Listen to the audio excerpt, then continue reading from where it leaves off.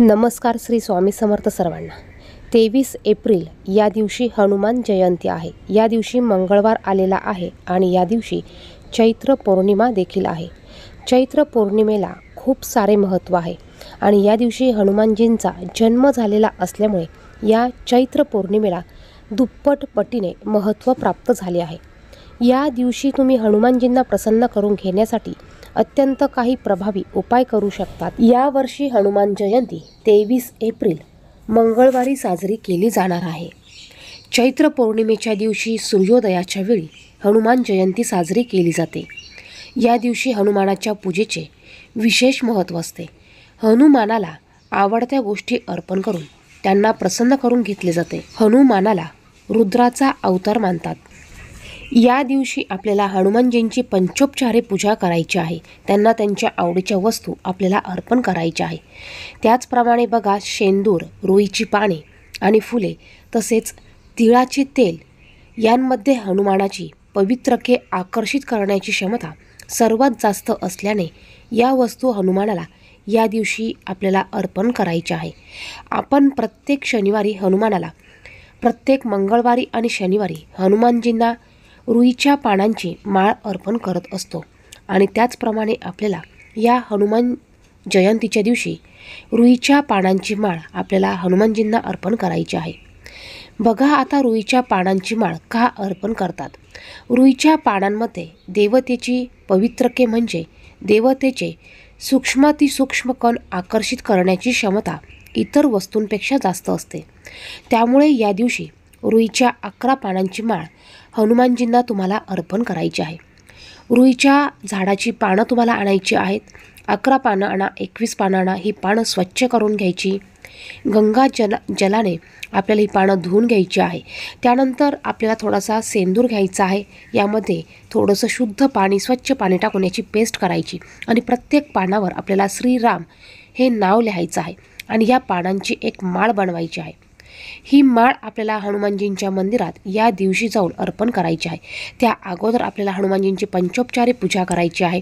तुम्ही थोडंसं जाताना तेल घेऊन जायचं आहे। हे तेल तुम्हाला त्या तिथल्या दिव्यामध्ये ओतायचं आहे किंवा तुम्ही एक सेपरेट वेगळा तिळाच्या तेलाचा किंवा मोहरीच्या तेलाचा दिवा हा प्रज्वलित करू शकतात।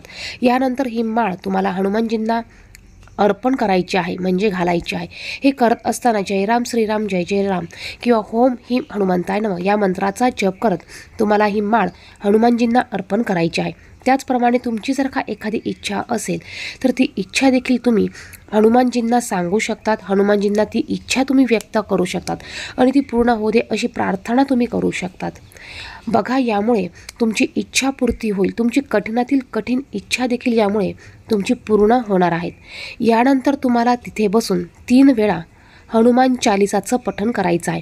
शक्य नसल्यास एक वेळा तुम्हाला मंदिरात हनुमान चालिसाचं पठण करायचं आहे, कारण या दिवशी हनुमान चालिसाचं पठण करणं खूप महत्त्वाचं आहे। या दिवशी तुम्ही हनुमानजींच्या ज्या पण काही सेवा कराल, ज्या पण स्तोत्राचं मंत्राचं पठण कराल, याचं फळ हे आपल्याला 100 पटीने जास्त मिळत असतं। त्यामुळे तुम्ही मंदिरात एका साईडला बसून, बघा त्या दिवशी मंदिरात खूप गर्दी असते, तुम्ही एका साईडला बसा आणि हनुमान चालिसाचं तुम्हाला 1 वेळा 3 वेळा पठण करायचं आहे। हनुमानजींना रुईच्या पानांची माळ घालण्यामागे देखील एक छोटी कथा आहे। हनुमानाची माता अंजनी ही निस्सीम गणेश भक्त होती। आपल्या पुत्रावर आपल्या उपास्य देवताची कृपादृष्टी व्हावी इतकेच नव्हे तर त्याला बाळ बुद्धी नित्य लाभावं यासाठी अंजनी हनुमानाच्या गळ्यात रुईच्या पानांची माळ घालत असे। आपल्या मातेची स्मृती म्हणून हनुमान पुढे रुईची माळ गळ्यात धारण करू लागला आणि म्हणूनच भाविक त्याला रुईच्या पानांची माळ घालतात। तसेच तो 11वा रुद्र असल्याने 11 पानांची माळ आणि 11 प्रदक्षिणा घालण्याची प्रथा पडली आहे। यानंतर आपल्याला या दिवशी मोहरीचं तेल किंवा तिळाचं तेल घेऊन जायचं आहे आणि याचा दिवा प्रज्वलित करायचा आहे। आता हनुमानजींना तेल अर्पण करण्यामागे देखील एक कथा आहे। बघा, आपण प्रत्येक शनिवारी हनुमानाच्या मस्तकावर तेल वाहतो। त्यासंबंधी एक कथा आहे की इंद्रजिताने सोडलेल्या संहारक शक्तीमुळे लक्ष्मण मूर्छित होऊन पडला होता।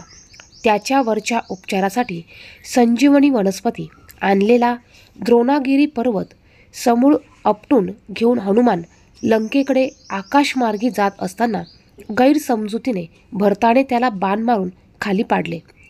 परंतु हनुमानाचे कार्य आणि कर्तृत्व कळताच भरताने त्याच्या जखमेवर तेल आणि सेंदूर लावला.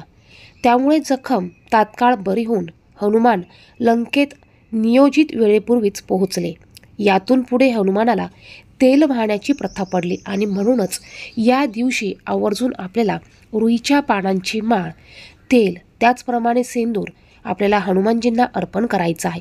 यामुळे ते आपल्यावर लवकर प्रसन्न होतात. आता सेंदूर लावण्यामागे देखील कथा आहे. भरताने तेल आणि सेंदूर माखून हनुमानाची जखम बरी केली.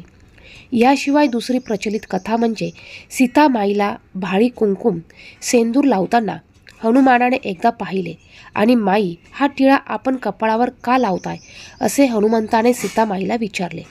असं केल्यानं तुमच्या स्वामींचे आयुष्य वाढेल असे सीतामाईने हनुमानाला सांगितले. तेव्हापासून आपल्या स्वामींचे म्हणजे प्रभू श्रीरामचंद्रांचे आयुष्य वाढावे या उद्देशाने हनुमान आपल्या सर्वांगाला शेंदूर माखून घेऊ लागले. हनुमानाला प्रिय असणाऱ्या प्रत्येक गोष्टीमागे अशा अनेक आख्यायिका प्रचलित आहे. हनुमान जयंती हा उत्सव केवळ भारतापुरताच मर्यादित नसून जगभरातील हिंदू समुदाय साजरा करतात आणि म्हणूनच हनुमान जयंतीच्या दिवशी तुम्ही हनुमानाला रुईच्या पानांची माळ, सेंदूर, तेल तुमच्या कुठल्याही इच्छापूर्तीसाठी तुम्ही अर्पण करू शकतात. या अर्पण करत असताना तुमची इच्छापूर्ती हनुमानजींना सांगायची आहे. यामुळे तुमच्या कठीणातील कठीण इच्छा देखील पूर्ण होतील.